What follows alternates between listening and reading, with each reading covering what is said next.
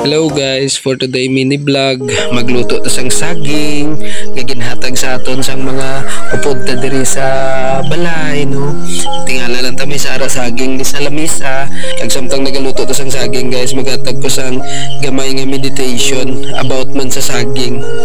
Ang meditation ko gali guys no, sang nakita ko ang saging about gali ni siya sa inner character ng aton nga batasan ba, kay permiti ta di ba mabatian na may ara sa mga tao nga nagahambal ano bisan ano mo pa kagwapa kagwapo, ano pa nimo ka dato kanami sa imo nga balay kun kalain ka man batasan, wala gid may malipay sa imo.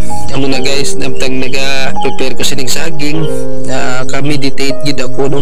Tanawon mo no, nami kay tanawon kag hamis kaayo kag especially daw wala gid siyang bulok no, sa iyang agwa sa panit niya, nami gid siya tan-awon no.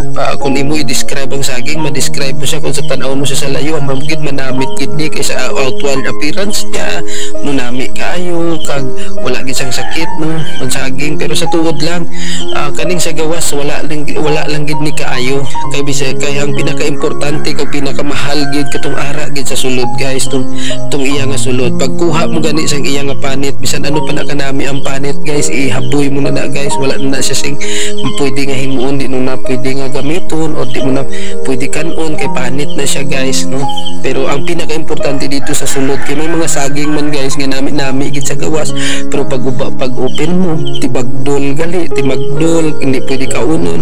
Kay mayroon man sang saging guys nga daw kalain siya latanawon sa gwa, pero pag open mo pwede mo pagali siya kaunon.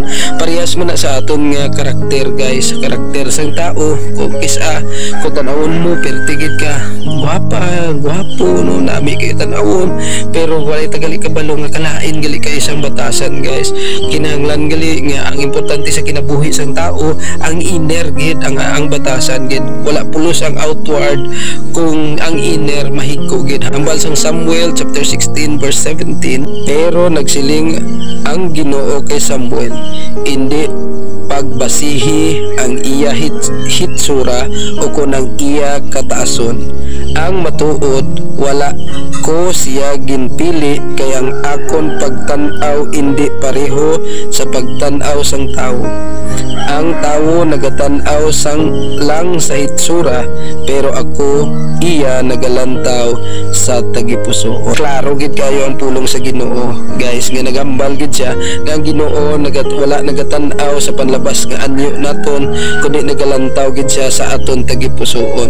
Gani bisan ano pa ang aton itsura, kung ang aton tagipusoon limpyo atubangan sa Ginoo, nami gid kayo kag amo nang gusto gid sa Ginoo no. Ang tao nagatan-aw sa outward appearance sang isig ka tao, pero ang Ginoo naton nagatan-aw sa kasing-kasing. Ani hasta lang diri ang akon nga mini vlog. Hope nga may ara ka mo natun-an nga ang saging mag-remind sa imo nga importante gid ang batasan.